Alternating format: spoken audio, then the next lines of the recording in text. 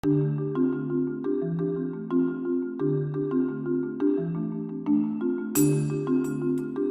Rubin from East West Healing Performance. Today I want to talk about open and closed chain exercises. Now, you thought I was going to be talking about back extensions and things like that. Well, I'm not. I am, but I'm not. Open and closed chain movements. Why is this so important in our industry? Even if you're not a practitioner, this is so important because so many people are just throwing exercises at their clients using these silly pieces of equipment when they're not really meeting the needs of the client. There's so many things that you need to look at it. From movement patterns, squatting, bending, pushing, pulling, rotating, lunging, walking, all those different things you need to look at when it comes to your client. What do they need to be doing? For example, we talk about we always talk about like a baseball pitcher. If you break down a pitcher's movement, it's actually a lunge, a push, and a rotation. So predominantly, the program should be chunked down into those movement patterns. Same thing with humans. If someone has an increased thoracic kyphosis and they're really hunched over, you're not going to give them tons of pushing exercises, and we see this all the time in the gym. You also want to look at biomotor abilities, life movements. You're looking at flexibility, you're looking at agility, coordination, the different types of strength, endurance, intensive versus extensive, on and on and on. You need to look at these things to meet the needs of your client.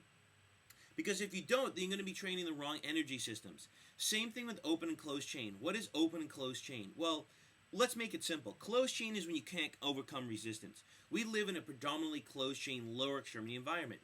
You can't push the ground away from you. You have to move away from the ground. That's closed chain.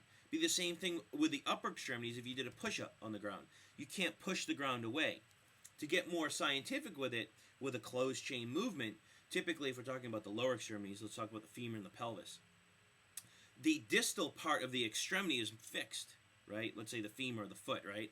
And the pelvis, the more proximal to the body, the proximal segment actually moves over it. So when the proximal segment moves over the distal segment, which is fixed, that's closed chain. Open chain, we live in a predominantly open chain upper extremity environment. This is typically when you can overcome the resistance, right? Like doing some type of cable work or tubing work or dumbbell work. Now, the scientific version of that, now lower extremity, a lot of us don't live in an open chain lower extremity environment. When you're a child on your back, you do. If you're a break dancer, skydiver, stuff like that, dancer, we can live in an open chain or a martial arts lower extremity environment or actually go into that. Or if you're a bicyclist. But we're predominantly upper body open chain environment. More scientific, now the distal segment is moving and the proximal segment is fixed. So the distal segment, or more distal from the center of the body, is actually moving within the proximal segment, which is more fixed. Stability for mobility. So those are the difference between open and closed chain. And when I teach, the example I always use to my clients is you have to get specific with your clients. Because if you don't, you're either going to throw them in the basement and give her stuff that's way too easy, or throw them in the attic and give them stuff that's way too complex. And we see this all the time. I see it all the time when I'm teaching. I see it all the time in the gym. You see tons of compensations. You see tons of injury. And the question is, what are you training your clients? What are you teaching your clients? Because every time you give them something, an exercise, a piece of equipment, a weight, resistance, on and on, you're actually challenging their nervous system. You're challenging the musculoskeletal system. You're challenging the entire body. So you're teaching their body something. And you're the teacher, so be the coach. So the example I always use is, and we'll show these exercises at the end, what would you use with a swimmer? Is swimmer open chain or closed chain lower extremity? I'll give you 5 seconds to answer this. 4, 3, 2, 1. Well, swimming is actually a lower chain, or lower extremity, open chain movement. It's not closed chain. You're overcoming resistance. And in this position, the abdominal muscles actually work completely different. Because the trunk or the pelvis is actually anchored and the extremities are not. So typically when the feet are anchored or the pelvis is anchored, the pelvis is anchored and the trunk isn't, your external obliques are contralateral rotators and the internal obliques are ipsilateral rotators. Well, when the trunk is anchored and the pelvis isn't, it switches, they actually completely work 180 of how they typically work. So in swimming, it actually changes. So the first question is, when you're working with a swimmer, would you do a lower body Russian twist, which I'll put in the video at the end? Or would you do an upper body Russian twist? I'll give you 5 seconds to answer this. You do a lower body Russian twist because it's open chain lower extremity. And there's many other open chain lower extremity exercises that you could pick for the obliques. Another example is, with a swimmer, Would you use a back extension with the feet anchored, or would you use a reverse hyperextension or reverse hyperextension with alternate legs? I'll give you 5 seconds to answer this. Right. You would use a reverse hyperextension with both legs or alternate legs. It's open chain lower extremity. It actually mimics swimming 100 degrees in relation to what swimming is. Now let's go to the upper extremity. Is swimming, I'm not a swimmer, or I used to be, open chain or closed chain? I'll give you 5 seconds. 4, 3, 2, 1. Swimming is actually closed chain upper extremity because they plant and they pull their body towards it, just like mountain climbers. So the question is, what type of exercise would you use with your swimmer in regards to upper body? And this is where most trainers go wrong. They're just giving their people exercises. I'll give you 5 seconds to answer this. What would you use? A lat pull up or a lat pull down? Right.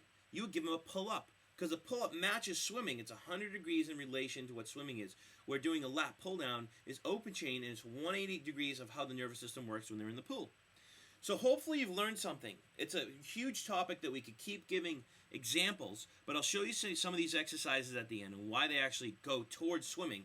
And we could do this with any sport. But this is how you can benefit your client. And if you're working with a trainer and they're just throwing exercises at you, talk with your trainer. See if they can get more specific. If you're working with a trainer and you're not seeing your performance go up, maybe they're giving you lat pull-ups when they should be giving you lat pull-downs. Maybe they're giving you back extensions when they should be giving you reverse hyperextensions. And there's a million and one exercises that we could pick based on the person, life, and sport.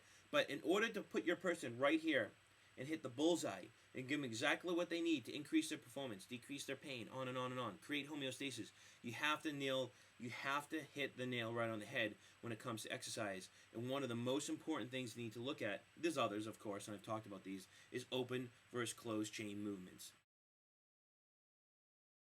So this is an example of a lower extremity closed chain exercise because her pelvis is going to be moving over the stable surface. That's what makes a closed chain.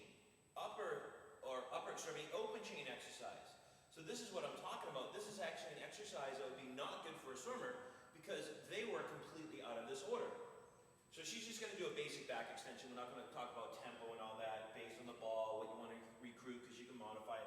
But this type of back extension would be great for your average Joe, to work the extensor chain, the erectors, the low back muscles, the glutes, the hamstrings, to basically work in that orchestra and synchronize them together because we live in a predominantly closed chain environment on the lower extremities.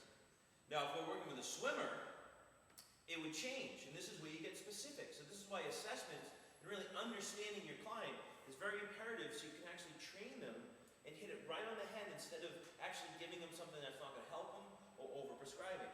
There's many ways to do this. We'll just have Jeanne maybe hold my... You can see there's many ways to do it. She can hold on to something. But this is your basic reverse hyperextension. So now we got different recruitment pattern. Because this is closed chain, we're stabilized, the distal segment's fixed, the proximal segment is going to roll a little. You can even feel it. But now we're working hamstrings, more glutes, some erector based on the ball. But this is open chain lower extremity exercise. This is great for a swimmer.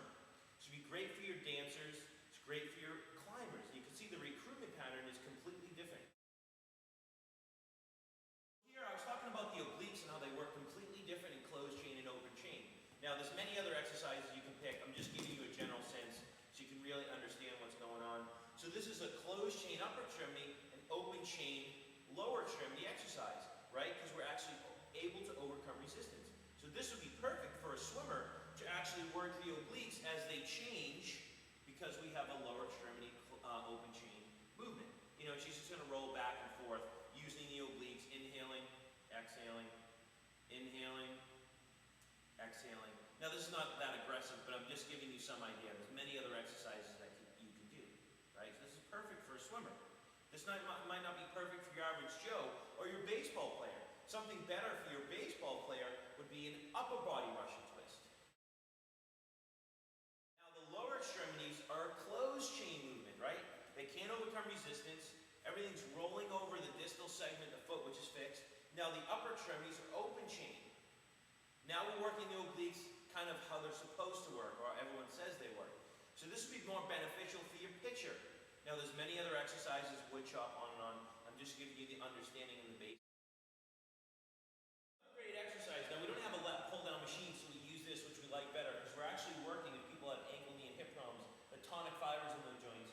You're decompressed because you're not sitting, so it actually decompresses the spine for disc lines. Now we're doing the lat pull down. This is open chain upper extremity. So this would not be good for a swimmer. This would not be good for a mountain climber. This is good for your average Joe that lives in an open, upper extremity open chain environment. Because now this distal segment is fixed to provide stability